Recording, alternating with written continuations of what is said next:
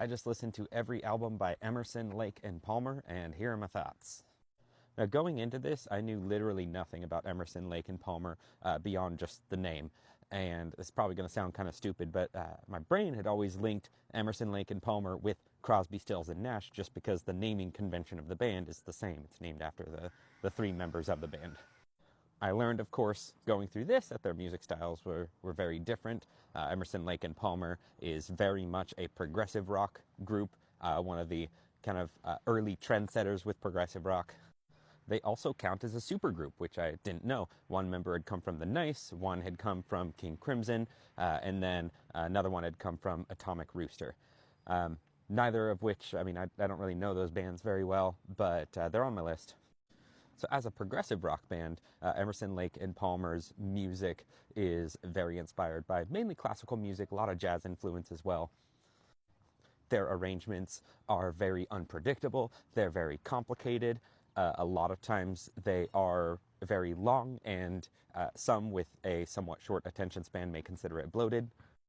I was also surprised to learn that this is not a guitar-heavy band at all. The main instrument in this music is this piano and keyboard. Now, Greg Lake is the guitarist, but he plays bass more often than not, and only every now and then he'll play acoustic or electric guitar. Now, Emerson, Lake, and Palmer starts off in 1970 with their self-titled debut album. They do start off pretty strong. A lot of people consider this to be their best album. It is not my favorite album of theirs, but it's pretty close. Barbarian, The Three Fates, and Tank are your instrumentals. Emerson, Lake, and Palmer is very heavy on instrumentals as well. They have a lot less vocals than most other classic rock bands. I thought that Take a Pebble, Knife Edge, and Lucky Man were the best songs on this album. Take a Pebble is a very long song. You'll have 3 to 4 minutes of the main melody of the song, a 10-minute classical inspired interlude before going back to the original melody.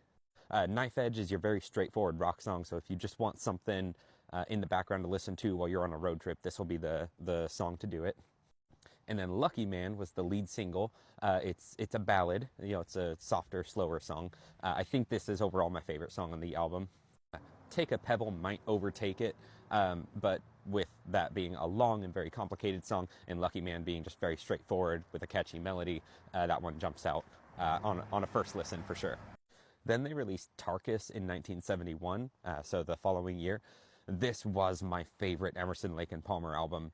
I don't know how common of a sentiment that is, but I loved pretty much every song on this album, especially the title track. I think that the title track of Tarkus is their magnum opus. It's like 20 minutes long, with phases and just filled with really catchy melodies, with really striking and ever evolving piano and keyboard melodies. And then the rest of the album is just made up of shorter songs, all of which are very good. I really liked Bitches Crystal. I really liked Time and a Place.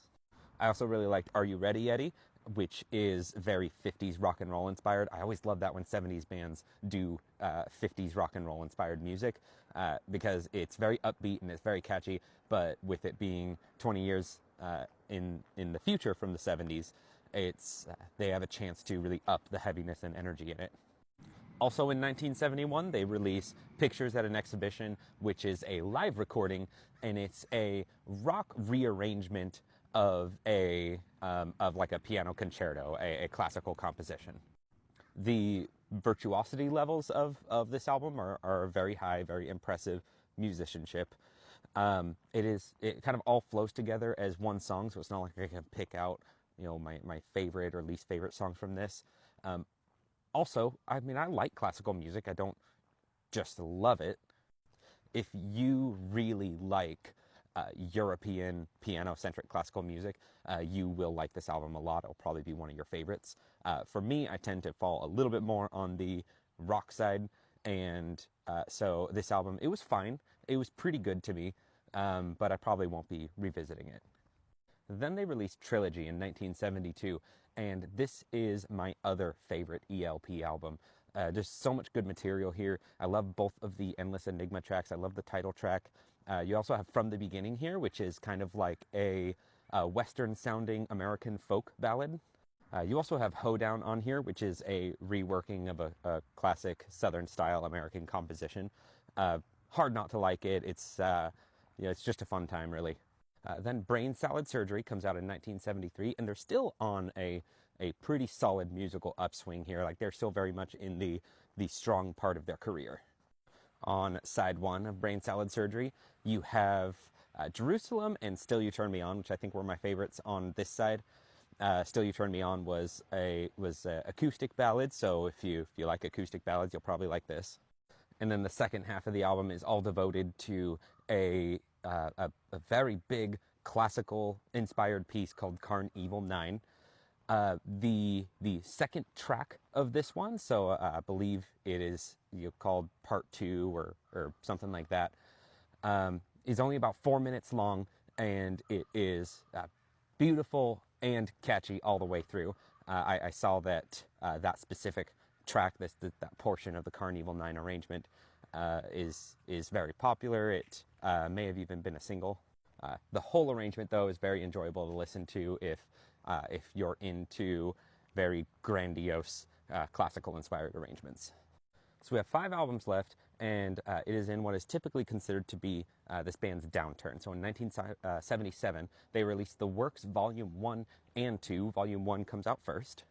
The way they arranged The Works Volume 1 is that each of the members would basically have their own section of the album. So we start off with Emerson's section, which is just a 20-minute piano concerto. Lake really shines on this album. He has tracks 2 through 6, all of which were really likable tracks. They tend to fall within the 5-minute range. They're very consumable. They're very catchy.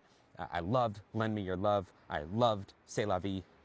I also quite enjoyed Nobody Loves You Like I Do, which was just another really upbeat, really easy listening track. The next portion of the album, which was given to Carl Palmer, was okay, mainly comprised of instrumentals, tended to be less classically focused and a little bit more funk influenced, I guess. And then the last 2 songs, Fanfare for the Common Man and Pirates, were arrangements that they had all worked together on. Both of these songs are pretty strong. Pirates is very cheesy and long and big grandiose adventure style. So if you like that, you'll love Pirates. The Works Volume 2 is all right. It is, from what I understand, it's a compilation of tracks that they've kind of collected along the way. Tiger in a Spotlight and then the song Brain Salad Surgery I thought were pretty good. The rest of the album kind of fell into forgettable territory for me. Then in 1978 they released Love Beach, which was not received well by any means. They're on some random Caribbean island, I forget which one. They're tax fugitives, and it doesn't seem like they're getting along. The first song, All I Want Is You, is what stood out to me the most. The final song, Memoirs of an Officer and a Gentleman, also stood out to me a bit. They go on a long hiatus and come back for 2 final albums released in 92 and 94. So Black Moon was released in 92, and I actually did really like this album. I think that the long period of time where they were taking a break from each other really served them well, and they came back with real inspired material here. So yeah, this is a very solid album to listen to front to back, but the title track, Paper Blood, Affairs of the Heart, you had a few other really good tracks on here, like Farewell to Arms, or Burning Bridges, or Footprints in the Snow. All these songs that I listed were pretty strong songs off of this album, but very solid album as a whole. Then they released In the Hot Seat in 94, which I think is a sharp downturn. This actually is my least favorite ELP album. Thin Line, Man in the Long Black Coat, and Gone Too Soon were okay songs, but as my least favorite ELP album, nothing here really sharply stood out to me. There is my album ranking. The top 2, Tarkus and Trilogy, are masterpieces, the best that ELP has to offer. The next 2, Self-Titled and Brain Salad Surgery, are also very good albums, and some fans cite these 2 as their favorites.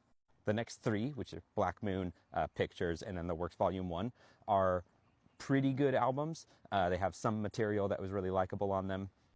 And then the bottom 3 I actually didn't really care a lot for. I enjoyed going through them. They're not going to be my favorite band, but I have a solid list of songs that I'll keep referring back to. I threw them on a playlist. So yeah, thank you for listening. I think I'm going to start making my way through Bad Company now.